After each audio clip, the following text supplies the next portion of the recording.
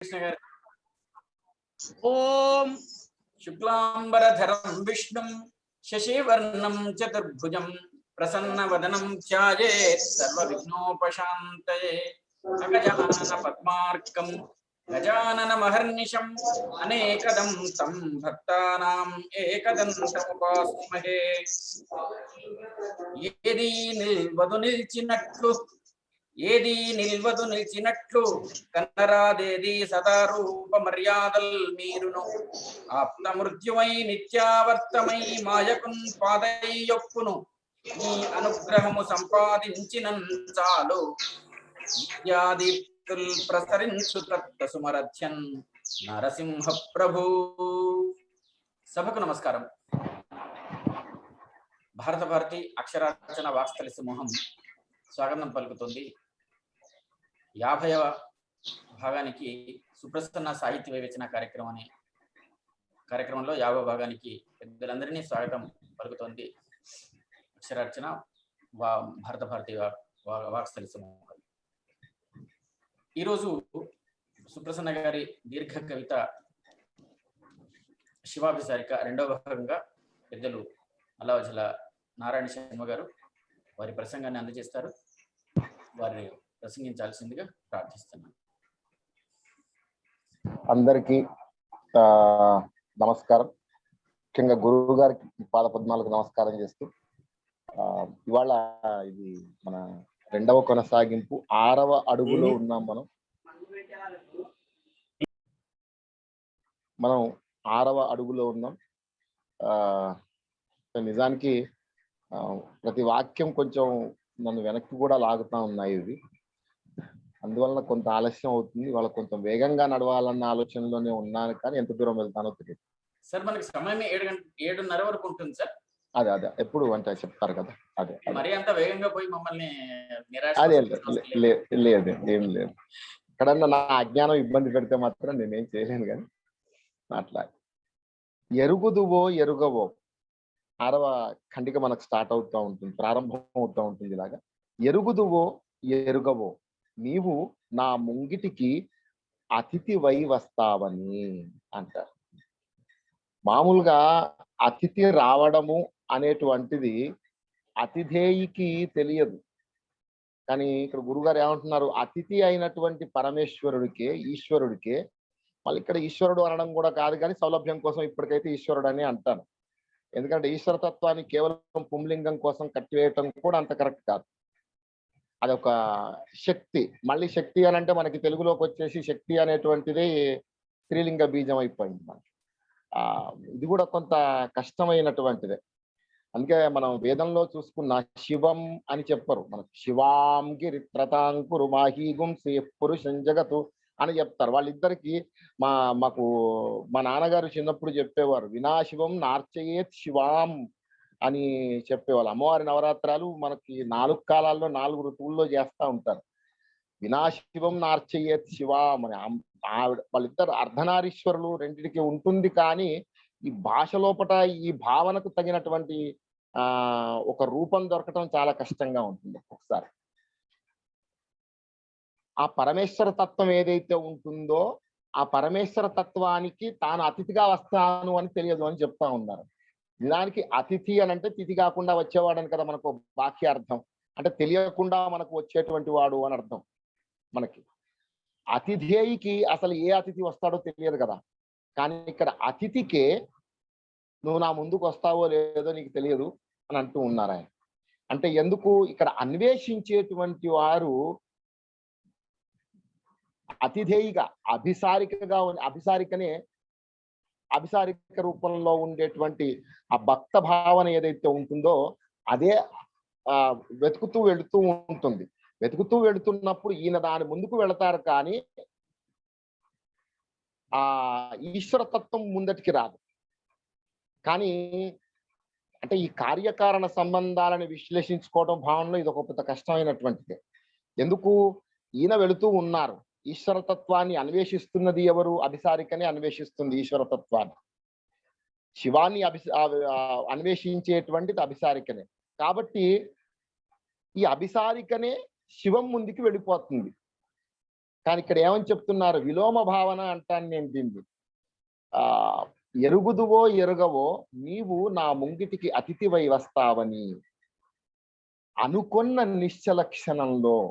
అంటే పరమేశ్వరుడే అనుగ్రహిస్తాడు అని మనం అనుకుంటాం, కానీ పరమేశ్వరుడి అనుగ్రహానికి మనం లోనవుతాం అనేటువంటిది సత్యం. కానీ పరమేశ్వరుడు మనల్ని అనుగ్రహించడము అని అంటే ఆయననే కర్త అవుతాడు.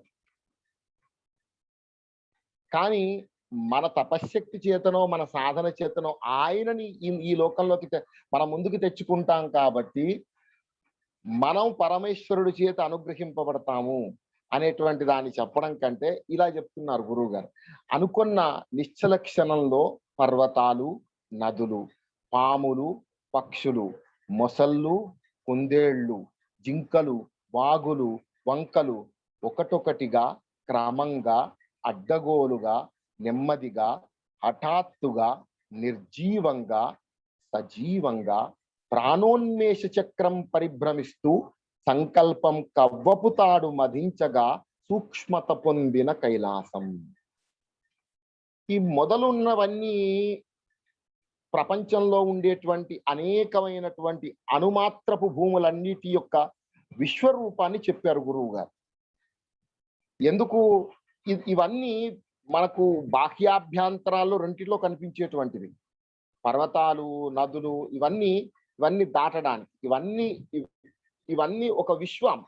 ఈ విశ్వం అనేటువంటిది సంకల్పం కవ్వపుత్రాడు గనక మదించినట్లయితే ఆ కైలాసం అనేటువంటిది చాలా చిన్నగా మారి మన ముందుకు వస్తుంది అని అన్నారు. కైలాసం అనేటువంటిది సూక్ష్మత పొందినటువంటి కైలాసము అని అన్నారు. అంటే ఏమిటి? ఈశ్వర తత్వం మీద ఈ ఈ ఈ అభిసారిక ఎవరైతే ఈ వేచి ఉండే అన్వేషించేటువంటి ఈ జీవాత్మ ఏదైతే ఉంటుందో పరమాత్మ సమ్మేళనం కోసం ఎదురు వెళ్ళేటువంటిది, దానికోసం ఒక సూక్ష్మత పొందుతూ ఉంటుంది. సూక్ష్మత పొందుతూ ఉంటుంది అంటే చాలా చిన్నగా అయిపోతుంది. ఆ విశ్వం అంతా దగ్గరగా అంటే ఇప్పుడు ఎంత అనగా దూరం నుంచి చూస్తున్నప్పుడు ప్రపంచం విశాలంగానే ఉంటుంది. సాధకుడికి దైవతత్వానికి దగ్గరగా వెళుతున్న కొద్దీ దైవతత్వం చాలా చిన్నగా అనిపిస్తూ ఉంటుంది. కేవలం ఒక జ్యోతిగా కూడా కనిపించవచ్చు. బొట్టన వేలంత నీలకంఠం అంటారు. బొట్టన వేలంత నీలకంఠం అని అంటారు. అంగుష్ట మాత్ర పురుషో జీవాత్మ అని కదా మనకు తెలిసినటువంటి మన వేదాంతం భారతీయ వేదాంతం చెప్పేటువంటిది. అంగుష్ట మాత్ర పురుషో జీవాత్మ అని చెప్పుకుంటా ఉంటాడు. జీవాత్మ అనేటువంటి వాడు ఈ అంగుష్ట మాత్రంగా ఉంటాడు, ఈ మాత్రం మన బొటన వేలంతా ఉంటాడు అని చెప్తూ ఉంటాడు. సూక్ష్మత పొందిన కైలాసం. మరి భక్తుడు ఇంత ఉంటే, జీవాత్మ ఇంత ఉంటే, జీవాత్మ మేళనంగా అయ్యేటువంటి పరమాత్మ ఎంత ఉంటుంది? అది కూడా సూక్ష్మంగానే అవుతుంది అని అంటున్నారు. వింజామర వీస్తున్న సత్యలోకం సేద తీరుస్తుంది అని చెప్పడానికి ఈ ఎక్స్ప్రెషన్ లో ఇలా ప్రకటనాత్మకంగా చెప్పటం. అంటే మనం కవిత్వాన్ని గురించి మనం చాలా సార్లు మాట్లాడుకుంటున్నప్పుడు అర్థం, సమన్వయం అనే ఆ ధోరణి లోపట్నే చాలా సార్లు విశ్లేషించుకుంటాం. కానీ ప్రకటన దాకా వెళ్ళటం, మనకి సెమియోటిక్స్ అని ఒక శాస్త్రం ఉంది మనకి ఇంగ్లీష్ లోపల, భాషా శాస్త్ర శాఖల్లోకే వస్తుంది. సెమాంటిక్స్ అంటేనేమో మనకి అర్థ తాత్పర్యాలను గురించినటువంటి విచారణ, సెమియోటిక్స్ అంటేనేమో ప్రకటనా శాస్త్రం అని చెప్పుకుంటారు మన వాళ్ళు దాన్ని. ఈ ప్రకటనా శాస్త్రంలో చూసినట్లయితేనే ఇలాంటి వాక్యాలు కొంత మనకు చాలా గొప్పగా కనిపిస్తాయి. వాటి యొక్క వింజామర వీస్తున్న సత్యలోకం అని అన్నారు. సత్యలోకం ఏమిటి? ఏది ఈశ్వర తత్వం, ఏది సత్యం, ఏది అసత్యం అని తెలుసుకున్న తర్వాత దర్శనానికి వచ్చేటువంటిదే, దర్శనంలో మనకు కనిపించేటువంటిదే సత్యలోకం. ఆ సత్యలోకం లోపట వింజామర వీస్తున్న సత్యలోకము అనంటే మనను సేద తీర్చేది అంగుష్ట మాత్రమైనటువంటి పురుషుడికి ఇవన్నీ దాటుకుంటూ వస్తాడు. ఈ భౌతికమైనటువంటి దేహఛాయ ఉంది కదా, చరాచర భూతాలన్నీ ఉన్నాయి కదా మనకు, పర్వతాలు, నదులు. ఎలా చెప్తారు చూడండి, ఒక చరాన్ని ఒక అచరాన్ని చెప్తారు, లేదు ఒక భూచరాన్ని ఒక ఖేచరాన్ని చెప్తారు, లేదా ఒక జలచరాన్ని ఒక భూచరాన్ని చెప్తూ ఉంటారు గురువు గారు. ఈ వరుసలో మనం గమనిస్తే పర్వతాలు, నదులు, మన కాళిదాస్ చెప్తా ఉంటాడు కదా, చరాచరానాం భూతానాం కుక్షిరాధారతాంగత అంటాడు కాళిదాసు. అందులో ఎక్కడో హిమాలయాలను గురించి, హిమాలయ హిమవంతుడి గొప్పతనాన్ని చెప్తా ఉంటాడు ఆయన. ఆయనను విష్ణువుతో సమానంగా పోలుస్తూ చెప్తాడు ఆయన. ఇక్కడ కూడా పర్వతాలు, నదులు, పాములు, పక్షులు, మొసళ్ళు, కుందేళ్ళు, జింకలు, వాగుల వంకలు, ఒకటొకటిగా క్రమంగా అడ్డగోలుగా. అంటే ఇవి ఎలా వస్తాయి, భౌతిక ప్రపంచం అనేటువంటిది ఎలా ఎదురవుతుంది అనేటువంటిది ఎవరికి తెలియదు. అది స్థిరంగా వస్తుందా, ప్రవాహ దిశలో వస్తుందా, లేదా వేగంగా నడిచేటువంటి దిశలో పాములు. అంటే నేను అనుకోవటం ఇక్కడ పర్వతము, నది, మొసలి, పక్షి ఇవన్నీ కూడా ఒక్కొక్కటి ఒక్కొక్క భావనని సంకేతిస్తూ ఉన్నాయి.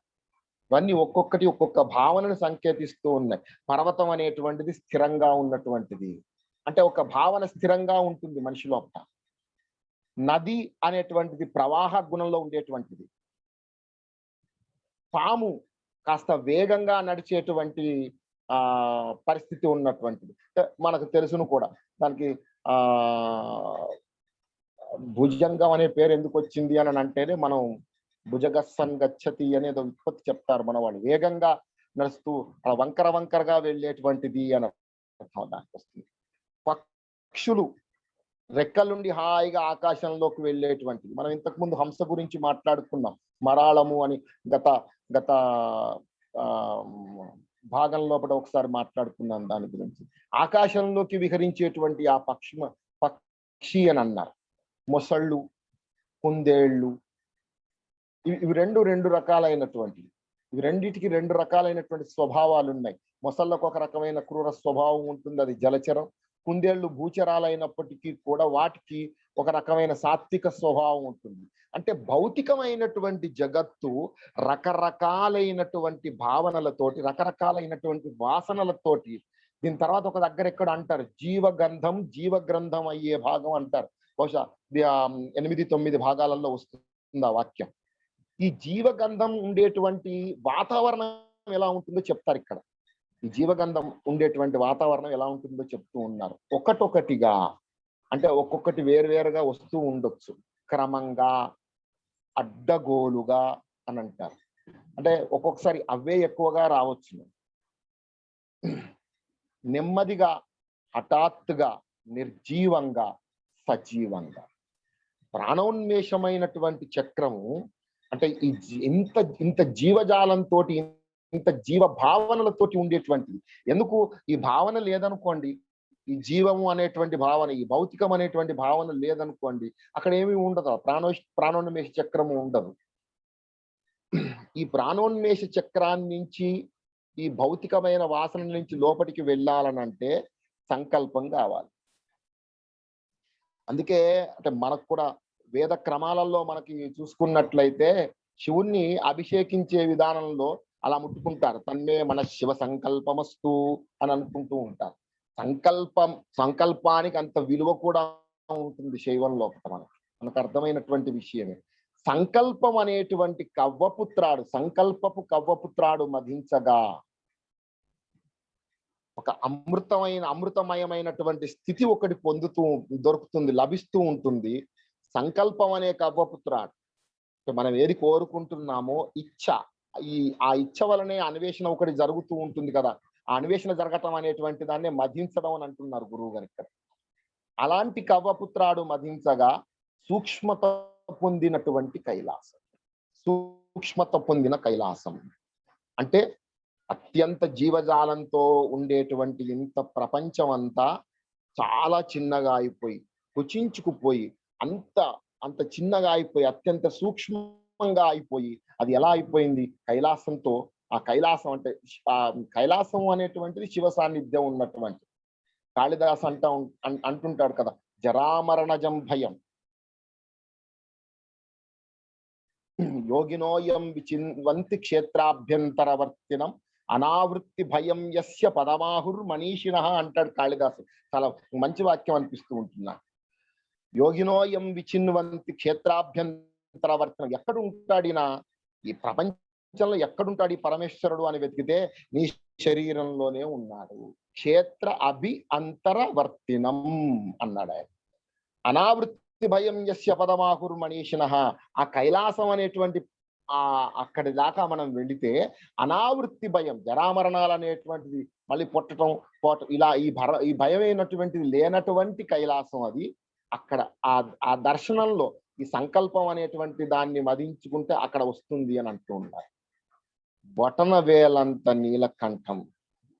అక్కడ నీలకంఠం ఏమిటి మళ్ళీ అంటే శివుడే తానవుతాడు కదా, తానే శివుడైపోతాడు. కాబట్టి అంగుష్ట మాత్ర పురుషుడు ఎవరైతే ఉన్నారో, ఆ అంగుష్ట మాత్ర పురుషుడు ఎవరైతే ఉన్నారో ఆయనే పరమాత్మ. ఆ జీవాత్మ దాంట్లో కలిసిపోవటమే. కలిసిపోవడం, విడిపోవటం, వేరుగా ఉంటారా అసలు అనేటువంటిది కూడా మళ్ళీ భావనే ఒక రకంగా. పింజామరవిస్తున్న సత్యలోకం, తపోలోకం, ధ్యాన దేహళి అన్నారు. ధ్యాన దేహళి ఆ సమాధి లోపట ఉండటమే కదా. యచ్చేతసో విదిత వేద్య విదే సమాధి అని కదా మన వాళ్ళు చెప్పుకునేటువంటి. మనకు తెలిసి దానిలో మునిగిపోవటం కంటే గొప్ప సమాధి లేదు మనకి. ఎంతసేపు అయిందో ఎదురు చూస్తూ కాలం అనుభవ సంపుటిలోకి రాదు. ఒక అనుభవాన్ని చెప్తున్నారు గురువు గారు. అనుభవ సంపుటి అన్నారు. సంపుటము అని అంటే ఒక్కొక్క పేజీని దానికి జత చేర్చినటువంటిది అని అర్థం కదా. సంపుటము అని అంటే ఎంతసేపు అయిందో. సేపు అనేటువంటిది కాసేపు లాగా చిన్న కాలంలాగానే ఉంటుంది, కానీ అది సంవత్సరాలు, యుగాలు కూడా కావచ్చు. ఎంతసేపు అయిందో ఎదురు చూస్తూ కాలం అనుభవ సంపుటిలోకి రాదు, అనుభవంలోకి రాదు. ఒక్కొక్క అనుభవం ఉంటుంది. ఇవాళ ఈశ్వరతత్వాన్ని గ్రహించినట్టుగా ఉంటుంది. గత భాగంలో మనం అనుకున్నాం, గ్రహించినట్టుగా ఉంటుంది, మళ్ళీ గ్రహించినట్టుగా ఉంటుంది. ఈశ్వరతత్వం చేజిక్కినట్టుగా ఉంటుంది, జారిపోతున్నట్టుగా ఉంటుంది. కాలం అనుభవ సంపుటిలోకి రాదు. నీవు వచ్చేవా?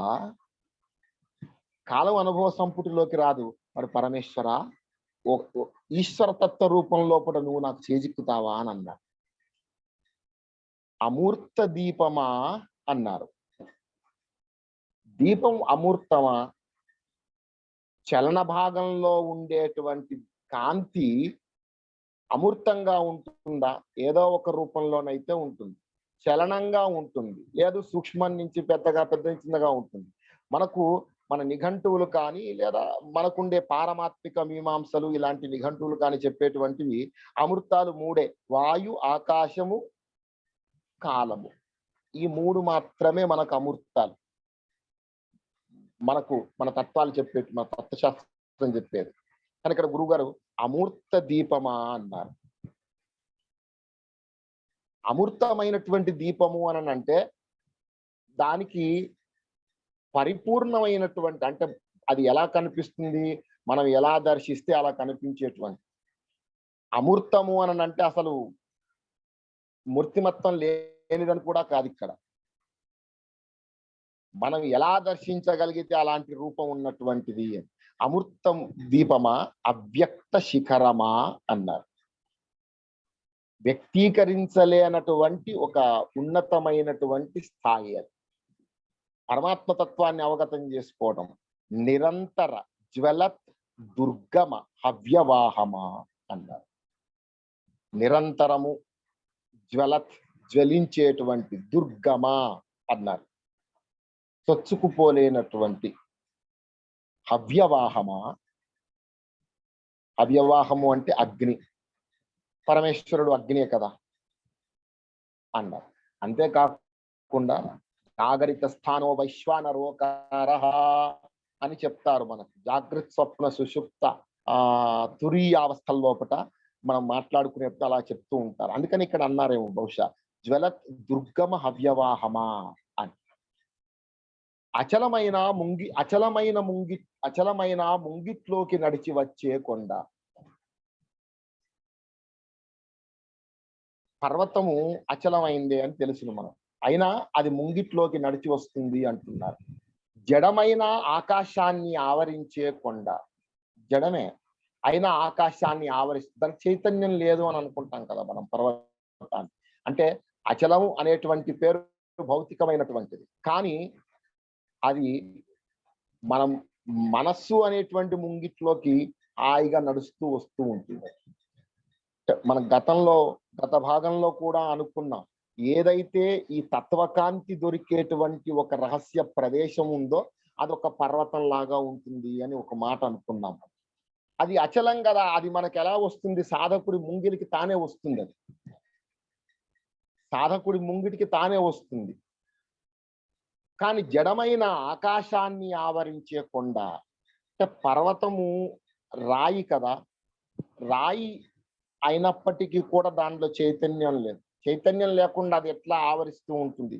కానీ సాధకుడి యొక్క అన్వేషణ లోపట అచలాలన్నీ కూడా చలనాన్ని పుంజుకుంటాయి. జడమైనటువంటి అన్నీ కూడా చైతన్యానికి వస్తాయి. తలపులలో అగ్నిజ్వాలగా కానవచ్చే కొండ అంటారు. ఇంతకుముందే అనుకున్నాం. జాగ్రవి అని అంటారు. మనకుండేటువంటి జాగ్రత్త అవస్థలో ఒక పదం కూడా ఉపయోగిస్తారు మన వాళ్ళు.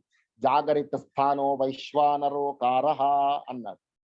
మనకి ఇది ఈశావాస్యోపనిషత్తులోనే వస్తుంది ఈ వాక్యం. ఆ జాగ్రత్త అవస్థలో ఉన్నప్పుడు ఒక అగ్ని ఆకారంలో ఉంటుంది అని అన్నారు. బహిర్గతమైన అంతర్జ్వాల. సాధకుడి లోపట ఏ ఈశ్వరతత్వం, ఏ సంకల్పం అయితే ఉంటుందో అది బాహ్యం అవుతూ ఉంటుంది. బాహ్యం అవుతున్న కొద్దీ జాగ్రత్త అవస్థ లోపటి నుంచి ఆ ఈశ్వరతత్వం ఉండేటువంటి అన్వేషణ ఎక్కువైతూ ఉంటుంది. ఎవరికి తెలుసు? తెలుసుకోవటం అనేది తెలియని తనను కోల్పోవటం, విస్మృతి అంటారు. చాలా ఆ గురువు గారి యొక్క ప్రతి వాక్య నిర్మాణం ఇవన్నీ ఎలా ఉంటాయి అని అంటే, ఎప్పుడు ఒక రకమైనటువంటి ఆ తత్వమీమాంస లోపలికి వెళుతుంది వాక్యం, ఎప్పుడు ఒక కళా సౌందర్యానికి వెళుతుంది, లేదా ఎప్పుడు కవిత్వ భావన లోపలికి వస్తుంది అనేటువంటి ఇవన్నిటిని కలుపుకుని అన్నిటిని జమిలిగా సాగుతూ ఉంటాయి ఈ వాక్యాలన్నీ కూడా. ఎవరికి తెలుసు? తెలుసుకోవడం అనేది తెలియని తనను కోల్పోవటం. అంటే భౌతికంగా మనం వ్యక్తమవుతున్నటువంటి వాళ్ళం ఏ రూపంలో వ్యక్తమవుతున్నామో అసలు మనిషి వాడు కాదు కదా. లోపల ఉన్నటువంటి చైతన్యమూర్తి వేరే. లోపల ఉన్నటువంటి చైతన్యమూర్తి వేరే. ఆ చైతన్యమూర్తి అనేవాడు మనకు తెలియడు. కానీ ఈశ్వరతత్వాన్ని తెలుసుకోవాలనంటే ఏ చైతన్యమూర్తి అనేవాడు లోపల ఉన్నాడో వాణ్ణి కూడా వదిలేసుకోవాలంట. అదే విస్మృతి. హరిహర విధులైనా తెలుసుకోవటం అగాధ విస్మృతిలో కలిసిపోవటమే. శివతత్వాన్ని ఎరగడానికి కానీ ఆయన దాకా వెళ్ళటానికి కానీ హరిహర విధులైన వాళ్ళకి, త్రిమూర్తుల్లో మిగతా భాగాల వాళ్ళిద్దరికీ తెలుసుకోవటం కష్టమే. అగాధమైనటువంటి చాలా లోతైన విస్మృతిలోకి వెళ్ళిపోతారు. ఎక్కడుంటున్నామో తెలియదు, ఏమున్నామో కూడా తెలియదు. అలాంటి విస్మృతిలోకి వెళ్ళిపోతూ ఉన్నారు అని అంటారు. అగాధ విస్మృతి అని ఒక మంచి పదచిత్రాన్ని వేశారు గురువు గారికి. తెలిసినదంతా మనసు చెక్కిన భావాల బొమ్మ అంటారు. తెలిసినదంతా మనసు చెక్కిన భావాల బొమ్మ. ఎందుకనంటే మన వాళ్ళు చెప్తారు కదా, భగవద్గీతలో కృష్ణుడే అంటాడు, ఇంద్రియాని పరాణ్యాహు. సాధారణంగా మనకుండేటువంటి భౌతిక ఊహలు చేసిన దానికంటే ఇంద్రియాలు చేసేటువంటి ఊహలు ఇంకా కొంత క్లాసిక్ గా ఉంటాయి, మెరుగ్గా ఉంటాయి అంటాడు ఆయన. ఇంద్రియాని పరాణ్యాహు ఇంద్రియేభ్య పరం మనః అంటారు. ఇంద్రియేభ్య పరం మనః. మనసు ఇంద్రియాల కంటే కూడా గొప్పనైనటువంటి ఊహలు చేస్తూ ఉంటుంది అన్నారు. అయితే మనసు చేసే ఊహలు కూడా ఈశ్వరతత్వాన్ని మనం సంపూర్ణంగా అక్కడ దాకా వెళ్ళటానికి సహకరించదు. ఎందుకు? మనసస్తు పరా బుద్ధికి యో బుద్ధేహే పరదస్తునః అని కదా ఆయన చెప్పింది మనకు. ఇంకొక 2 దశలు ఉన్నాయి అక్కడ మనకి దాటడానికి. మనసు అంచు దాటని నీవు దాన్నే నీవని భావించేవు, ఊహించేవు. అన్నీ మరచిపో, అన్నీ కడచిపో. అప్పుడు అవధిలో మిగిలింది ఏ హద్దులు లేనిది, ఏ అర్థము లేనిది. మనసు అంచు దాటని నీవు ఎవరితో చెప్తున్నట్టు? తనలో తానుగానే చెప్పుకుంటున్నారు. అభిసారిక తనలో తానుగానే చెప్పుకుంటున్నారు. మనసు అంచుదాటని నీవు చెప్పుకున్నాం కదా, భౌతిక వాసన నుంచి ఇంద్రియాల వైపుకి, ఇంద్రియాలను దాటి ఒక థర్డ్ లేయర్ లోపలికి వచ్చేసినట్లయితే ఈ ప్రాంతంలో ఎక్కడ ఆ మనస్సు దగ్గరకు వస్తాం. మనస్సు దగ్గరకు వచ్చిన తర్వాత బుద్ధిని దాటినట్లయితే ఆత్మ వస్తుంది కదా. పరతస్తు నహ నహ అంటే నేను అని కదా, మేము అని, ఆ ఆత్మ అని ఎక్కడ మన గీతలో చెప్పినటువంటి నీవని భావించేవు. మనసు అంచు దాటని నీవు దాన్నే నీవని భావించేవు. శంకర్లో అంటూ ఉంటారు కదా, మనోబుద్ధి అహంకార చిత్తాని నాహం అని చెప్తూ ఉంటారు. ఇది కూడా మనం కాదు, మనం ఏమిటి, మన ఇష్టంగా ఉండేటువంటి రూపం, ఆ జీవుడు తాను కోరుకున్నటువంటి రూపం అది అవుతుందా? అది కూడా కాదు. అసలు ఏమిటి జీవుడు అనేటువంటిది తెలుసుకునేటువంటి తత్వంలో కొన్ని ప్రయాణాలు చేస్తూ ఉంటారు. నీవని భావించేవు, ఊహించేవు అన్నారు. భావన, ఊహ అనే 2 పదాలు వాడుతూ ఉన్నారు ఇక్కడ. నీవని భావించేవు, నీవని ఊహించేవు. అన్నీ మరచిపో, అన్నీ కడచిపో, అప్పుడు అవధిలో మిగిలింది ఏ హద్దులు లేనిది, ఏ అర్థము లేనిది. శివతత్వాన్ని పట్టుకోవడానికి కావలసినటువంటి ఒక మార్గాన్ని చెప్తూ ఉన్నారు. అన్నీ మరచిపో, అగాధ విస్మృతిలోకి వెళ్ళాలన్నారు కదా పైన ఎక్కడో. అగాధ విస్మృతిలోకి వెళ్ళిన తర్వాత అన్నీ కడచిపో. ఈ విస్మృతి రావాలి అని అంటే వాటన్నిటి సంపూర్తిగా మర్చిపోవటం మనకు కుదరదు. ఒక్కొక్క దాన్ని దాటుకుంటూ వెళ్ళిపోవటం తప్ప. ఈ కడచిపో అనేటువంటి వాక్యం లోపట అంత సాధారణ సంబంధమైనటువంటి ఒక మార్గం ఉంది అని అనుకుంటాను. మర్చిపోవటం అన్నట్టు అన్ని మర్చిపోయాం అని అనుకుంటే అదంత సులభమైనటువంటి విషయం కాదు. అవి ఎప్పుడో మళ్ళీ ముందరకు వచ్చి నిల్చుంటాయి కదా. కనుక వాటిని కడచిపోవాలి, వాటిని వదిలేసి వెళ్ళిపోవటం మనం అక్కడి నుంచి. అప్పుడు అవధిలో మిగిలింది, అప్పుడు ఆ మనం అంటూ ఉండేటువంటి పరిధిలో మిగిలింది ఏదైతే ఉంటుందో అది ఏ హద్దులు లేనిది, ఏ అర్థము లేనిది అంటారు. పురాణాల మూలాలలో ఒదిగిన ఈనాటి తనం పురాగాథల వెలిగిన జీవగంధం. పురాణాల మూలాలలో ఒదిగిన ఈనాటి తనం పురాగాథల వెలిగిన జీవగంధం. ప్రాణపతి ఏ ఇంధనం లేని ఇక్కడ ఈ జ్యోతిస్తంభమై కాంతి తటాకమై.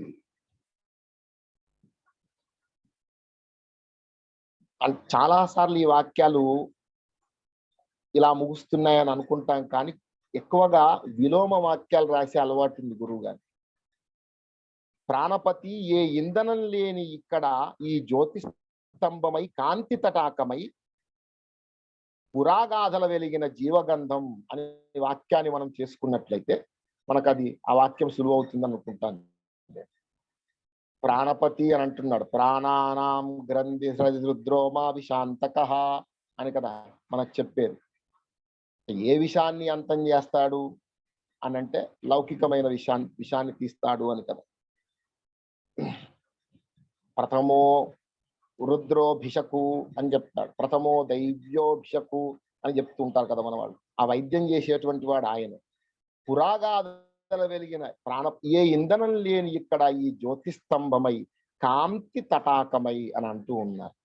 ఎప్పుడు ఒక సంకేతాన్ని వెయ్యడానికి ఏది కారణమవుతుంది అని ఒక ప్రశ్న ఎప్పుడు వస్తూ ఉంటుంది. ఇక్కడ స్తంభం అనేటువంటిది నిశ్చలమైనటువంటిది. జ్యోతి స్తంభం, అందులోనూ కాంతి ఉంటుంది, అందులోనూ అగ్ని సంబంధమైనటువంటి అంశం ఉంటుంది, అగ్ని సంబంధమైన అంశం ఉంటుంది, కాంతిలోనూ అగ్ని సంబంధమైన అంశం ఉంటుంది. కానీ ఇక్కడ 2 మాటలు అన్నారు గురుగారు. ఈ జ్యోతి స్తంభమై అని ఒక మాట అన్నారు, నిశ్చలమైనటువంటిది. కాంతి తటాకమై అని అన్నారు. తటాకం కూడా పెద్దగా ప్రవహించేటువంటి గుణం లేదు, దాని ప్రవాహ గుణం లేదు, కానీ దానిలో కొంత చలనం ఉంది. తటాకంలో ఉండేటువంటి జలానికి కదిలేటువంటి పరిస్థితి ఉంటుంది కదా. కాంతి తటాకమై అని అన్నారు. ఇక్కడ అంటే ఎప్పుడు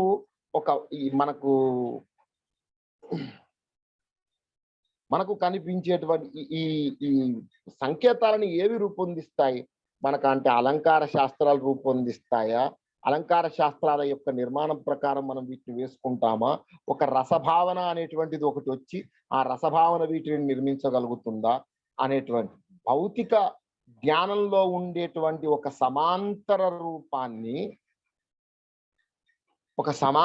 రూపాన్ని ఆ అన్వేషిస్తూ సాగేటువంటి పద్ధతి లోపటి ఇక్కడ గురుగారు ఇలాంటివి పేర్చారు. జ్యోతి స్తంభము, కాంతి తటాకము అనేటువంటివి. ఇక్కడ ఇంకొక భాగానికి మనం ఇక్కడ వెళ్ళినట్లయితే, నీవు కొలువు గద్ద మీద కూర్చున్నది, ఈ కొలువు గద్ద మీద కూర్చున్నది కోతి. కొలువు ఏమిటి, కోతి ఏమిటి? సరే, కోతి మనిషి, కోతిని అడిగించేటువంటి బిచ్చగాడు పరమేశ్వరుడు. కోతిని కోల్పోయి వెతుక్కుంటున్న నిన్ను ఎవరు రాణిస్తారే నిత్య నవీన సభా భవనానికి?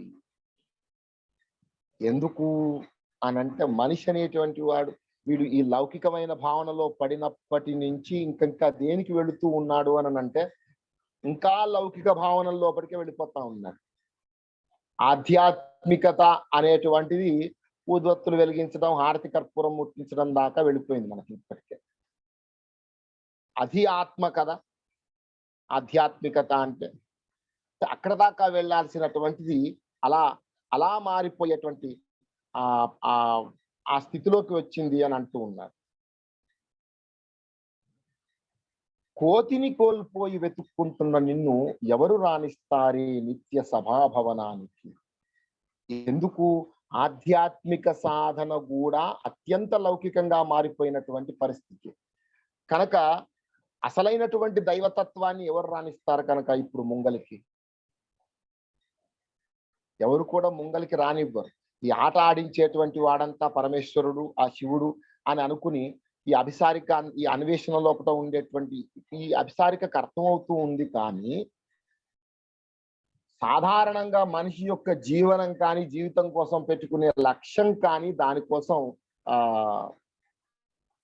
ఉండేటువంటి మనుషులు దీనిలోకి రానివ్వరు కదా. అంటే వీడు కర్మాన్ని నుంచి జ్ఞానానికి వెళ్ళాలని చెప్పేసి ఈ ఆట ఆడిస్తారు ఆయన. కానీ కర్మాన్ని నుంచి విముక్తుడై జ్ఞానానికి వెళ్ళాల్సినటువంటి దానికంటే కూడా కర్మంలోనే ఇంకా అలా ఉండిపోయేటువంటి పరిస్థితిలో ఉంటూ ఉన్నాడు కదా. ఏదో శిలాఫలకం ఆధారంగా ముక్కలు ముక్కలైన మనస్సు ఒక ఇంద్రచాపం అంటారు. ఏదో శిలాఫలకం ఆధారంగా ముక్కలు ముక్కలైన మనస్సు ఒక ఇంద్రచాపం, విభ్రమ స్వయంవృతము కరుగుతున్న మనసు.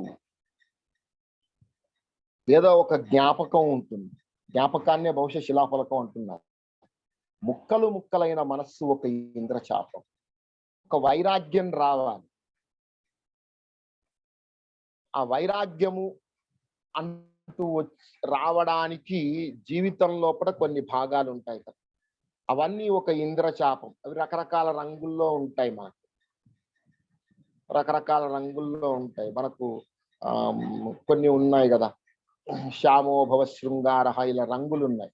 మనకి ఇంగ్లీష్ లోను మైకేల్ సూఫర్ లాంటి వాళ్ళు రంగుల గురించి, వాటి గురించి అనేకమైనటువంటి విషయాలను చెప్పారు. అందుకని ఒక్కొక్క రంగు ఒక్కొక్క రకంగా కనిపిస్తూ ఉంటుంది.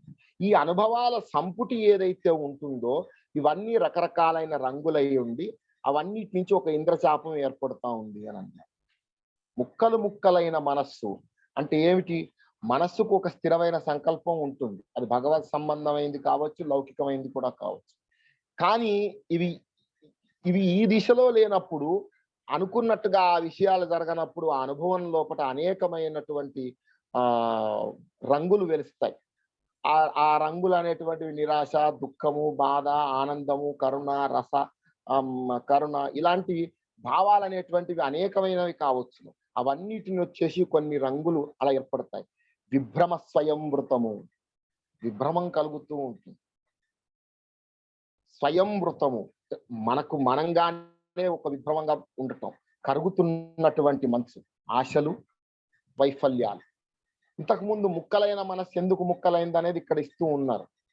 ఆశలు, వైఫల్యాలు, పగలు, ప్రతీకారాలు, అతుక్కుపోవటాలు, అణగిపోవటాలు, ఎన్ని వాగురలు. ఏదో వల వేసి లాగినట్టుగా మనం వెళ్ళిపోతాం అందులో. ఎన్ని వాగురలు, దేనిలోనూ చిక్కుకోక తప్పదు, దేనిలోనూ చిక్కుకోక తప్పదు. మనిషి ఆ మనిషి నడిచేటువంటి జీవుడి యొక్క ప్రయాణం ఎలా ఉంటుంది భౌతిక గతిలో అని అంటే, ఆశలు, వైఫల్యాలు ఎక్కడో ఒక దగ్గర ఉంటుంది అన్నమాట. మొత్తం చాలా మంది అంటూ ఉంటారు, నాకేమీ పని లేదు, నా బాధ్యతలు అన్నీ అయిపోయినాయి, హాయిగా హరే రామ హరే కృష్ణ అనుకుంటూ జీవితాన్ని అంతా గడుపుతాము అని అంటారు కొంతమంది. కానీ హాయిగా హరే రామ హరే కృష్ణ అని గడపటం అనేది ఎటువంటిదే చాలా కష్టమైన పని అని చాలా మందికి అర్థం కాదు. ఎందుకు? ఏదో ఒక భౌతికమైనటువంటి లంపటం ఒకటి ఉంటుంది, దానికి అతుక్కుపోతారు, లేదా దాని చేత అణచివేయబడతారు. దేనిలోనో చిక్కుకోక తప్పదు. అడుగడుగున ఇంద్రజాలం అచ్చెరువు. ఏదో మాయ కమ్ముకుంటూ ఉంటుంది. ఏదో ఒక మన పురాణ కథలు ఇవన్నీ చదివితే మనకు అర్థమైపోతూ ఉంటుంది. అరే ఏంటి ఇక్కడ ఇలా జరిగింది అని అనుకుంటాం, అక్కడ ఏదో విష్ణుమాయ అని చెప్తూ ఉంటాం. విష్ణుమాయ లాంటిది ఒకటి ఏదో కమ్ముకుంటుంది. ఇంద్రజాలం అచ్చెరువు, ఆశ్చర్యం. అంతలోనే కమ్ముకునే భయం, వణికిపోవటం. భౌతికమైనటువంటి జీవితం మీద ఆలోచన, కమ్ముకునే భయం, వణికిపోవటం. కోతిని ఆడించేవు, కోతిని ఓడించేవు. కోతిని ఆడిస్తావు నువ్వు, ఓడిస్తావు కూడా. ఎందుకు? ఎప్పుడు కూడా ఎక్కడి అరుణాస్పదపురం ఎక్కడి తుహినాద్రి అనుకుంటా ఆ పద్యంలో అంటాడు, దైవమా ఇక్కడికి నిన్నును తిరిగి చోటికి తీసుకొచ్చి నన్ను పడేసావు అని అంటాడు ప్రవరుడు. రోజు మంచిగా హాయిగా నిష్టగా కూర్చుని తన సంధ్యావందనాన్ని, తన కర్మలని, తాను నిత్యంగా చేసుకునే పనులను చేసుకునే వాడిని తీసుకొచ్చి అక్కడ ఉపయోగపడేస్తా ఉంటాడు. ఓ దైవమా నన్ను ఇక్కడికి తీసుకొచ్చి పడేసావా అని అంటాడు. అట్లా గమ్మత్తైన విషయం ఏమిటి అని అంటే, కోతిని ఓడించేటువంటి వాడు కూడా భగవంతుడే. ఆ ఓడించడం కూడా చాలాసార్లు కొన్నిసార్లు గమ్మత్తు అనిపిస్తూ ఉంటుంది. ఒక శాపాన్ని ఇప్పింపజేస్తాడు ఆయన్ని. ఎవరో ఒక ఋషిని పంపించేసి, పురాణ కథల్లో కూడా మనకు కనిపిస్తుంది చూడండి చాలాసార్లు. ఒక శాపం వస్తుంది ఆయన, ఒక మంచి ఋషులకు కూడా ఒక శాపాన్ని ఇచ్చేటట్టుగా చేస్తాడు. శాపాన్ని ఇచ్చి మళ్ళీ తాను వాడిని సంస్కరించడానికి కానీ అలా చేస్తాడు. ఆ హూహాహా అనేవాడు ఒకడు ఉంటాడు, ఒక గంధర్వుడు అనుకుంటాను. ఆయన కథ మొసలి అందులో ఉన్నటువంటి వాడు, శాపానికి గురి మొసలిగా ఉన్నటువంటి వాడు ఆయన కథ. మళ్ళీ అందులో నుంచి మళ్ళీ ఆ గజేంద్రుడు కూడా శాపగ్రస్తం అయినటువంటి వాడు అందులో ఉంటాడు. కానీ మళ్ళీ ఏం చేస్తాడు, ఈ ఒక్క చిన్న కథ తర్వాత మళ్ళీ వచ్చేసి వాళ్ళిద్దరిని రక్షించి తీసుకొస్తాడు. ఇది ఆట ఆయనకి. ఆ ఈశ్వర తత్వంలో ఉండేటువంటి వాళ్ళకి ఇది ఆట. ఆయన అలాగే ఉంటాడు, ఆయన అక్కడ అలాగే. కోతిని ఆడించేవు, కోతి నోడించేవు, సామరస్య ద్వారాలను నిలిపి ఉంచేవు. సామరస్యంగా ఒక దగ్గర ఎక్కడో నిలిపి ఉంచేస్తాడు. పర్వాలేదు, నువ్వు మంచి భక్తుడివి, నేను మంచి ఈశ్వర తత్వాన్ని అని అనుకునే సమయంలో అక్కడ ఉంచేస్తాడు. ఈ కోతి నీ చోటికి వస్తే ఏమవుతుంది? ప్రశ్న వేస్తున్నారు. ఈ కోతి, ఈ జీవాత్మ అనేటువంటి అభిసారిక నీ దగ్గరికి వస్తే ఏమవుతుంది? వేదం పలికే చిలుక అయ్యేనా? వేదం పలికే చిలుక ఎవరు? శుక మహర్షి. వేదం పలికేటువంటి చిలుక అయ్యేనా? హలాదైకమై గీతి పికమయ్యేనా? స్వరభ్రమ సర్వభ్రమ నివారక, ఇవన్నీ కొన్ని పేర్లు చెప్తూ ఉంటారు. సర్వభ్రమ నివారక, అన్ని భ్రమలను తొలగించేవాడా. అభవంకర అన్నారు. భవము అనంటే ఇప్పుడు ఉండేటువంటి లౌకిక జగత్తు, అభవము అనంటే లౌకికమైనది కాకుండా పరాతత్వం ఉండేటువంటి జగత్తు. అభవం కరోతీతి అభవంకర అని అంటే మనం చెప్పుకున్నాం కదా, భవనాశిని అని రాస్తాడు ఎర్రన నృసింహ పురాణంలో అప్పుడు గంగను. భవాన్ని తొలగించేది కదా అని ఆయన ఉద్దేశం. అలాగా అభవంకర అంటారు, అభయంకర అంటారు, అభయాన్ని ఇచ్చేవాడు అని. అభయం కరోతీతి అభయంకర. ఇక్కడ స్వాయత్తిత ప్రాణసార అంటాడు. స్వ ఆయత్తిత ప్రాణసార, తానుగా ప్రయత్నం చేసేటువంటి, తానుగా సిద్ధపడేటువంటి ప్రాణాలకు సారభూతమైన వాడా అని. తరుణహీర, కోతి నిన్ను చేరుకోగానే ఏమవుతుంది? కోతి నిన్ను చేరుకుంటే ఏమవుతుంది? అపరిణామ ప్రాప్తమవుతుందా అన్న. మళ్ళీ పరిణమించడం అంటూ ఉండదా? మళ్ళీ జన్మ అంటూ ఉండదా? అంతే కదా మన వాళ్ళు చెప్పుకునేటువంటి జరామరణజం భయం అని చెప్తూ ఉంటారు. అపరిణామ ప్రాప్తమవుతుందా? సర్వదేహ పంజరా, సర్వదేహ పంజరా, అన్ని దేహాలను పంజరముగా కలిగిన వాడా అని అంటూ. ఎందుకు ఉంటారు? లోపట ఉండేటువంటి ఈ జీవాత్మ లోపట్నే ఆయన ఉంటారు కదా. అసలు ఆ దేవుణ్ణే కదా వెతుక్కుంటూ వివేకానందుడు బయలుదేరింది. యోగినోయం విచిన్వంతి క్షేత్ర అభి అంతరవర్తినం అని ఇంతకుముందు కాళిదాస్ గారి శ్లోకం ఒకదాని వరకు మనం గుర్తు చేసుకున్నాం. శరీరం లోపటే ఉన్నటువంటి వాడుగా యోగులు వెతుకుతున్నారు అని అన్నారు. అలాంటి మార్గంలోనే గురువు గారు ఈ మాట అంటూ ఉన్నారు. నదులై ప్రవహిస్తుంది ఈ కొండ, నరులై ప్రచరిస్తుంది ఈ కొండ, సురలై దివిని నిర్మించుతుంది, ఋషులై తొలి బిందువులోకి జారుతుంది. అవ్యక్తంలో నుంచి మొలచిన ఈ కొండ అవతల శిరస్సుల పైన అగ్ని పుష్పమైంది. మృత్యువును రుచి చూపి దాన్ని తొలగిస్తుంది, మృత్యువును రుచి చూపి దాన్ని తొలగిస్తుంది. అనుపమేయమైన ఈ అగ్ని గర్భకు ఎన్ని ముఖాలో, ఎన్ని దృశ్య ప్రకాశనాలో. ఆ తత్వం అంటూ తెలుసుకున్న తర్వాత ఎలా వెళుతుంది ఈ ఈ సాధన అనేటువంటి? సాధనే పెద్ద కొండ కదా. ఆ కొండ అనేటువంటిది నదులై ప్రవహిస్తుంది. ఆ కొండ దానికి ఎంత చైతన్యం వస్తుంది అని అంటే అంత చైతన్యం ఉంటుంది. నరులై ప్రచరిస్తుంది అని అంటారు. సురలై దివిని నిర్మించుతుంది, ఋషులై తొలి బిందువులోకి జారుతుంది. అంటే ఆ ఋషి స్థానం, ఆ ఋషి అనేటువంటి ఆ స్థాయిలోకి వచ్చిన తర్వాతనే ఈశ్వరతత్వానికి ఒక తొలి బిందువు పడుతుంది కదా. అంటే ఈ మూడు స్థానాలలో కూడాను లేదు. అవ్యక్తంలో నుంచి మొలిచిన ఈ కొండ ఎక్కడి నుంచి పుట్టింది? అవ్యక్తం అంటే ఏమిటి అనేటువంటిది తెలవనటువంటి స్థితిలో నుంచే బయటకు వస్తుంది.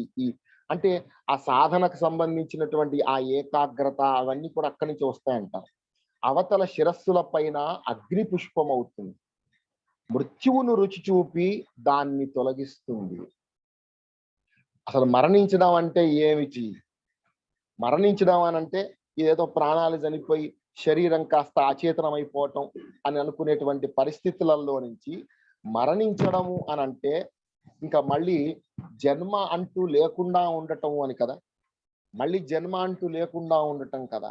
అదే చెప్తూ ఉంటారన్నమాట. ఒకసారి మరణించడము అని అంటే ఏమిటి? మళ్ళీ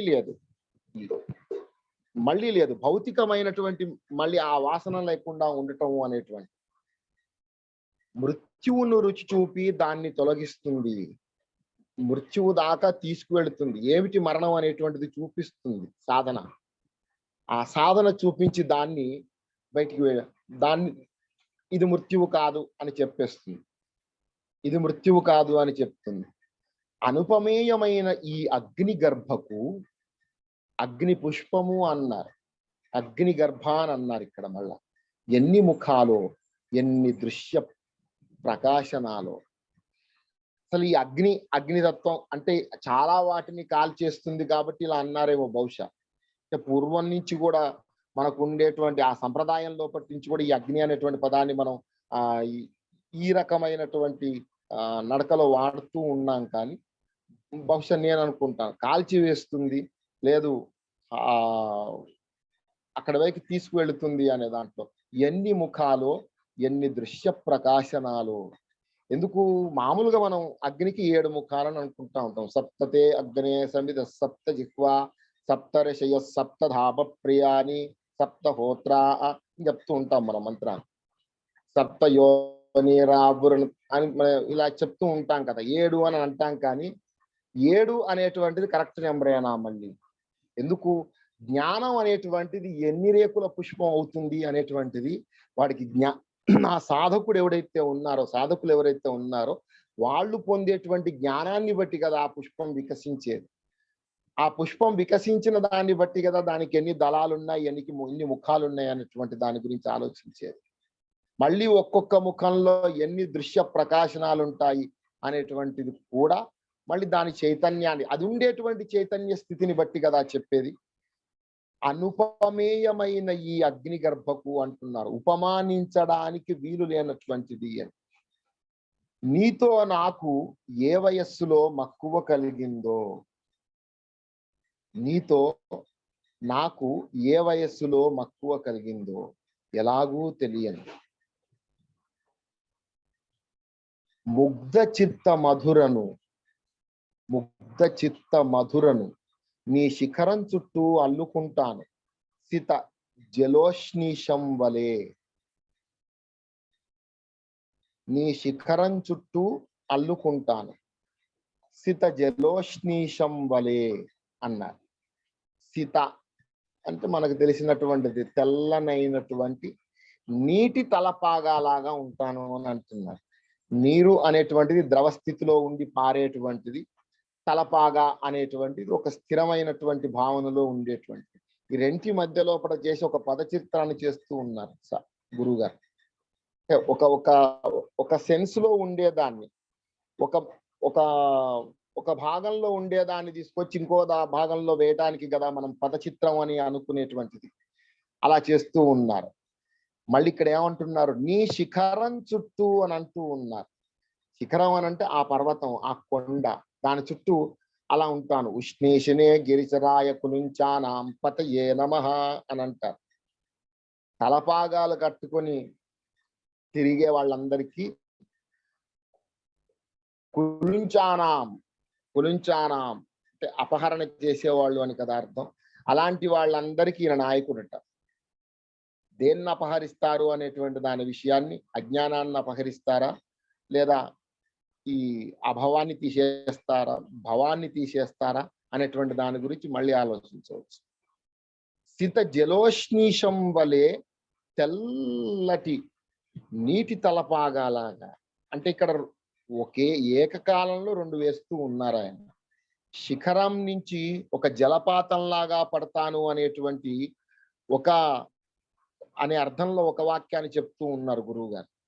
ఇంకొక చోట ఏమంటూ ఉన్నారు అని అంటే మళ్ళీ ఈ మనకు సంబంధించినటువంటి ఈ తాత్విక భావన అనేటువంటి దాన్ని ముడివేసి ఇంకొక మాట అంటూ ఉన్నారు. నీ పాదాలకు అంగదాన్నై చిన్నగా మోగుతుంటాను అని అన్నారు. నీ పాదాలకు అంగదాన్నై చిన్నగా మోగుతుంటాను, నీ చుట్టూ భావ ప్రావరణాన్నై మెత్తగా ఒదుగుతాను అన్నారు. భావ ప్రావరణం అనేటువంటిది కూడా ఒక మంచి మళ్ళీ ఒక మంచి పద చిత్రం. నాభి నుండి నాలిక దాకా పాకే భుజగాభరణం అవుతాను. పాము పాకడం ఉంటుంది శివుడి లోపట అనేటువంటిది మనకు తెలుసును. కానీ అది నాభి నుంచే ఎందుకు పాకుతుంది అనేటువంటి దాన్ని మళ్ళీ ఆలోచించాల్సిన విషయం. ఎందుకు పాము అనేటువంటి దానికి పాకడానికి పాదాలు ఏమి నిషిద్ధ ప్రాంతాలు కాదు. దాన్ని నాభి నుంచి ఎందుకు పాకుతుంది అంటే నాభి దగ్గర నుంచి మనం ఇంతకు ముందు గత వారం కూడా ఒకసారి మాట్లాడుకున్నాం, కుండలిని అనేటువంటిది. ఎందుకు అనంటే ప్రతి దాంట్లో ఒక కావ్య సంబంధమైన లేదా కవిత్వ సంబంధమైన విలువ ఒకటి, ఈ తత్వ సాధన అనేటువంటి దానికి సంబంధమైన విలువ ఒకటి, రెంటిని చేర్చారేమో గురువు గారు అనేటువంటిది అనిపిస్తూ ఉంటుంది. ఆ ధ్వని అలా వినబడుతూ ఉంటుంది. ఇక్కడ నాభి అనడంలో ఉండేటువంటి ధ్వని అలా అనిపిస్తూ ఉంటుంది. నీకోసం నేను అనల్పవార్ధి తల్పాన్నవుతాను. ఓ ఈ నిత్యైకాంతుడా, మన నడుమ కాలయవనిక ఉండాలనా, కాలం అనేటువంటిది ఒకటి ఉండాలనా మన మధ్య లోపట అని అంటూ ఉన్నారు. ఇంత కల్లోలితమైనటువంటి ప్రపంచంలో చుట్టుముట్టుతున్న మృత్యుభయ చక్రంలో నాకైతే ఇద్దరమే ఉన్నామనిపిస్తుంది. సాధన లోపల ఒక స్టేజ్కి వెళ్ళిపోయిన తర్వాత, ఒక స్థాయికి వెళ్ళిపోయిన తర్వాత అనిపించేటువంటి భావన ఇది. ఇద్దరమే ఉన్నాం అనిపిస్తుంది. మొత్తం లోకమంతా మనం అనుకున్నాం కదా, మనకు రామకృష్ణుడి కథ చదివితే, వివేకానందుడి కథ, రామకృష్ణుల కథ చదివితే అర్థమవుతుంది. ఆయన వివేకానందుడి చెయ్యి పట్టుకోగానే మొత్తం ఉండేటువంటి చుట్టూ ఉండే గోడలు వగైరాలు, ఆ చెట్లు చేమలు అన్ని పోయి వీళ్ళిద్దరు మిగిలేవారట, గురు శిష్యులు ఇద్దరు. ఇక్కడ కూడా గురువేమో శివుడు, అభిసారికనేమో శిష్యుడు. కనుక మన ఇద్దరమే మృత్యుభయ చక్రంలో నాకైతే ఇద్దరమే ఉన్నామనిపిస్తుంది. నీవు కదలకుండా స్థిరంగా అవికృతంగా అన్ని విడిచి వచ్చిన నేను క్షణక్షణము పరిణమిస్తున్నాను, పరిణయిస్తున్నాను. పరిణమించడం సాధారణం కావచ్చు, కానీ సవ్య దిశలో పరిణమించినప్పుడే పరిణయించడం కుదురుతుంది అనేది మనకు కూడా తెలిసిన విషయం. నీవు కదలకుండా స్థిరంగా అవికృతంగా, సౌందర్యవంతంగా అని కూడా చెప్పట్లేరు. ఎందుకు? సౌందర్యం అంటే మళ్ళీ ఒక మూర్తి భావన ఉంటుంది, ఒక మూర్తిమత్వం ఉంటుంది సౌందర్యానికి. అవికృతంగా అన్నారు అంటే వికృతంగా కూడా కాదు అని, అంటే వికృతంగా కాదు, వికృతం లేకుండా కూడా కాదు, ఒక అమూర్తమైనటువంటి భావన. స్థిరంగా అని అన్నారు, మళ్ళీ ఆ విషయంలో మాత్రం చెప్తూ ఉన్నారు, కదలకుండా స్థిరంగా. అన్ని విడిచి వచ్చిన నేను క్షణక్షణము పరిణమిస్తున్నాను. ఇద్దరు ఉన్నారు ఆ ప్రపంచంలో, ఇద్దరు ఉన్నారు. మృత్యుభయం అనేటువంటి చక్రంలో ఉన్నప్పుడు, నిజానికి మృత్యుభయ చక్రం అనేటువంటిది ఈ సాధకుడికి మాత్రమే ఉన్నటువంటిది. ప్రతిలిప్త నిన్ను తాకుతూనే మరణిస్తున్నాను. ప్రతిలిప్త ఒకసారి కన్నులు మూసుకుని తెరిచే లోపట నిన్ను తాకుతున్నాను, మరణిస్తున్నాను. అంటే అభిసారిక శివతత్వానికి చేరినట్టుగా ఉంటుంది, మళ్ళీ అక్కడి నుంచి వెనుదిరిగినట్టుగా ఉంటుంది. అగ్ని కరాల కంకాల కపాల భైరవుడవు, అగ్ని కరాల కంకాల కపాల భైరవుడవు, నీ ఇష్టిలో అడుగడుక్కు ఆహుతవుతున్నాను. ఆ హోమం లోపల, ఆ యజ్ఞం లోపల అడుగడుక్కు ఆహుతవుతూ ఉంటారు. జీవుడు అంటే ఎందుకు? బోలెడన్ని లౌకికమైన వాసనలు ఉంటాయి కదా, ఇవన్నీ అడుగడుక్కు ఒక్కొక్క దాన్ని వదిలేసుకుంటూ వస్తేనే పరిణమించడం పూర్తవుతుంది కదా. అలా పరిణమించగలిగినప్పుడే కదా శివతత్వాన్ని అభిసారిక పరిణమించగలిగేటువంటి. అందుకని ఆ మార్గాన్ని చెప్తూ ఉన్నారు. అక్కడెక్కడిదో ఏకాంత శిఖరం, ఒక ముఖాన వైవస్వతుడవై దేహం తొలగిస్తావు, ఒక ముఖాన దక్షిణామూర్తివై అవిద్యను తొలగిస్తావు. ఒక ముఖాన వైవస్వతుడవై, మనం చెప్పుకుంటూ ఉన్నాం కదా, వైవస్వతుడవై దేహం తొలగిస్తావు. వైవస్వతుడు అంటే మనకు తెలుసును, సూర్యుడికి సంబంధించిన భాగం. దేహం తొలగిస్తావు. ఒక ముఖాన దక్షిణామూర్తివై అవిద్యను తొలగిస్తున్నావు. ఎందుకు? ఆయన ఏది ప్రకటిస్తాడు? పరబ్రహ్మతత్వం యువానం అని కదా వాళ్ళు చెప్పేటువంటిది. మనం ఆ దక్షిణామూర్తి లోపల అసలు ఏమిటి ఈ పరబ్రహ్మతత్వం అనేటువంటిది కదా ఆయన చెప్పేటువంటిది. అయినా మిగిలిపోతున్నాను, అయినా మళ్ళీ ఎక్కడ మిగిలిపోతున్నాను? నేనుగానే మిగిలిపోతూ ఉన్నాను.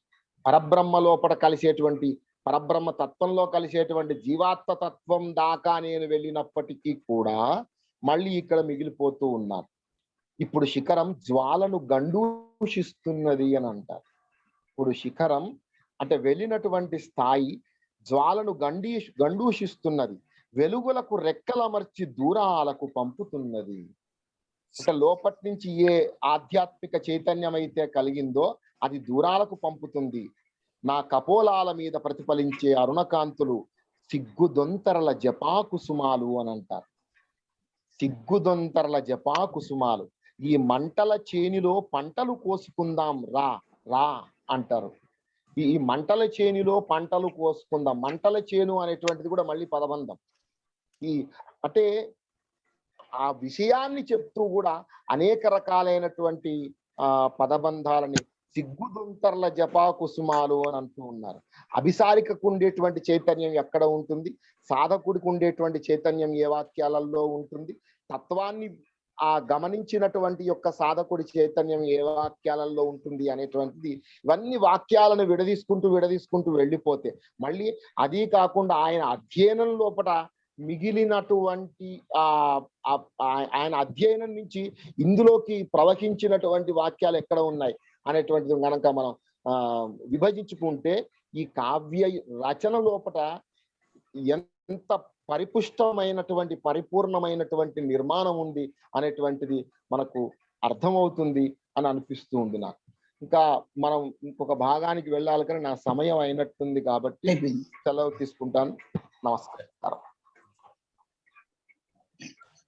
మిత్రులు, శర్మ గారు చాలా విపులంగా, ఎందుకంటే గురువు గారు ప్రయోగించినటువంటి పదచిత్రాల్లో అంటే జల ఉష్ణీషము, కాంతి తటాకము, జ్యోతి స్తంభము, మంటల చేను, ఇట్లాంటి వాటిల్లో 2 మార్గాల్లో చూడవలసిన ఆవశ్యకత ఉంది అనేటువంటి కావ్యానికి సంబంధించిన విలువలతో, అట్లాగే తత్వానికి సంబంధించిన విలువలతో, 2 విలువలతో చూస్తే కొంతవరకు మనం ఈ కావ్యాన్ని అవగాహన చేసుకోవచ్చు. ఎందుకంటే ఒక మాట చెప్పారు, పరిణమించడమే పరిణయించడం అనేది. అంటే గురువుగారి శబ్ద ప్రయోగాలలో ఉన్నటువంటి ఔన్నత్యం, అంటే ఇక్కడ మనం సాధకుడు కవిత్వాన్ని అర్థం చేసుకునేవాడు అనుకున్నాం, తత్వం విషయం తర్వాత. అర్థం చేసుకోవాలంటే ఈ 2 మార్గాల్లో ఎట్లా ప్రయాణించాలో చాలా విపులంగా చక్కగా మనకు అవగాహన చేయిస్తూ ఉన్నటువంటి మిత్రులు శర్మ గారికి ప్రత్యేకమైన ధన్యవాదాలు తెలియజేస్తూ ఉన్నాను. మనకు దీనికేం వారాల నియంత్రణ లేదు కాబట్టి తాపీగానే అన్ని విషయాలను కూడా మనం ఆలోచించేటువంటి అవకాశాన్ని మాకు కలిగిస్తారని ఆశిస్తూ, పెద్దలు ఉన్నారు ఇంకా ఈ విషయాల్లో ఎవరైనా ఏమైనా చెప్పదలుచుకున్నా లేదు, తర్వాత ఏదో ఉన్నదంతా 2-3 వారాలని మొత్తం క్లోజ్ చేయాలనేటువంటి అట్లేం లేదు మనకు. ఎందుకంటే కావ్యం యొక్క సాంద్రత అట్లా ఉంది కాబట్టి దాన్ని నా శక్తి కూడా సరిపోవట్లేదు ముందుకు, ఇంకా బాగా త్వరగా వెళ్ళడం. పర్వాలేదు మీరు శ్రమ చేస్తే మీరు సాధించి మాకు ఫలితం అందిస్తారన్నమాట. అందుకనే సార్ స్పందన చేసుకుంటాం సార్. చెప్పండి సార్. సుప్రసన్న గారు మీరు ఒక్క మాట మాట్లాడతారా సార్? సుప్రసన్న గారు సార్ అన్మ్యూట్ చేయాలి సార్. సార్ మీరు మైక్ ఆన్ చేసుకొని మాట్లాడండి. పిల్లలు వస్తున్నారు.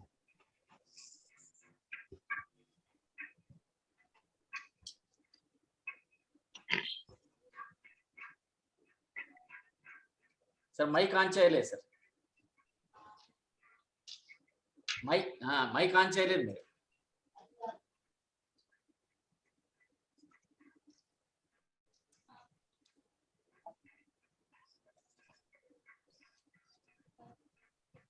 పిల్లలు ఎవరు లేకపోతే ఇబ్బంది.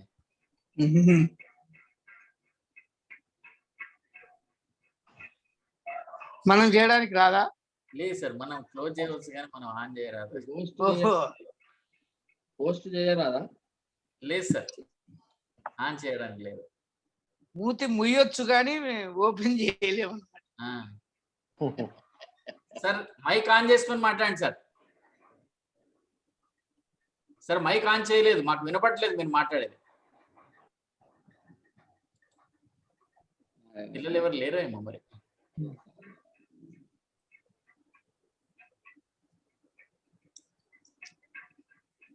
సార్ ఆ మైక్ గుర్తున్న చోట కాస్త టచ్ చేయండి సరిపోతుంది.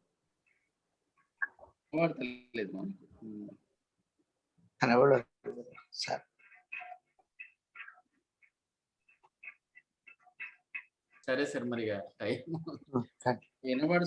మాట్లాడండి. సరే సార్, అది దృష్టిలోకి ఆనకపోవచ్చు. అదే అంటే సార్కి తెలియదు అది ఎట్లా ఓపెన్ చేయాలి ఆన్ చేయాలి అనేటువంటి విషయం. సరే, తర్వాత మాట్లాడి అది రికార్డు పెట్టండి. అందులో రికార్డ్ ఎట్లా పెడతాం సార్. సార్ తోటి ఇప్పుడు ఫోన్ లో మాట్లాడిస్తే అది మనకు వస్తుంది. కాదు కాదు, వారు ఓపెన్ చేసుకుంటే సరిపోయేది, అది ఇది ఫోన్ లోనే ఉన్నట్టుంది ఇది, వారు అందుకోసం ఈ ఫోన్ మళ్ళీ ఎట్లాగే అవుతుంది కదా.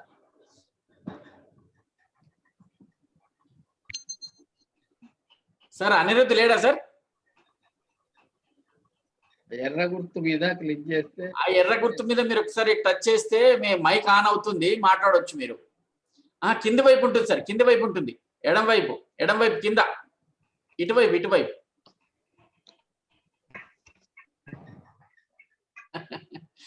సరే సార్, క్లోజ్ చేద్దాం, మళ్ళీ టైం అయిపోతుంది. సరేలే. సరే సార్, ఇంకా సార్ లక్ష్మణరావు సార్ ఏమన్నా నేను విన్నాము, నారాయణ శర్మ బాగా మాట్లాడతాడు, వినాలని వాళ్ళ పెట్టింది చూసి విన్నా, చాలా సంతోషం. శర్మ చాలా విషయాలు చెప్పినారు. ఇది ఆధ్యాత్మికత, అటు కావ్య నిర్మాణము, కావ్య శిల్పము, దీర్ఘ కవిత అన్నారు కానీ కావ్యం వంటిదే. ఈ రెండింటిని మనం జోడించుకుంటూ చెప్పాలి అని చెప్తున్నారు, చాలా బాగా చెప్పినారు. నేను ఆ కావ్యం చదవలేదు కానీ శివుణ్ణి చేరుకోవటానికి సాధకుడు చేసే సాధన అని బాగా వివరించి చెప్పినాడు. సంతోషం. శర్మకు అభినందనలు. Thank you sir. సార్ ఈరోజు శివాభిసారిక రెండవ భాగంగా సుప్రసన్న గారి శివాభిసారిక గురించి చాలా విపులంగా వివరించినటువంటి పెద్దలు శ్రీ మల్లావచ్చుల నారాయణ శర్మ గారికి ధన్యవాదాలు తెలియజేస్తున్నాను. భారత భారతి అక్షరార్చన వాత్సల్య సమూహం పక్షాన. మళ్ళీ వచ్చే వారం కూడా శివాభిసారిక మూడో భాగం ఉంటుంది. తర్వాత ఈనాటి కార్యక్రమాన్ని మనం కృష్ణ స్థితితో ముగించుకుందాం. శిఖిపించాని బిరీసనీల చిపుర శ్రీ కల్పితాషాఢ గోపకిశోర నవనీత చోర యమునా ప్రాంతంబునందాల మందకు తోడైవన వీథులన్నడచుచున్ నన్ చూడవే నీ కృపా వికసన్నేత్రములన్ సమాశ్రిత తపస్వి గోపికా వల్లభ. నమస్కారం.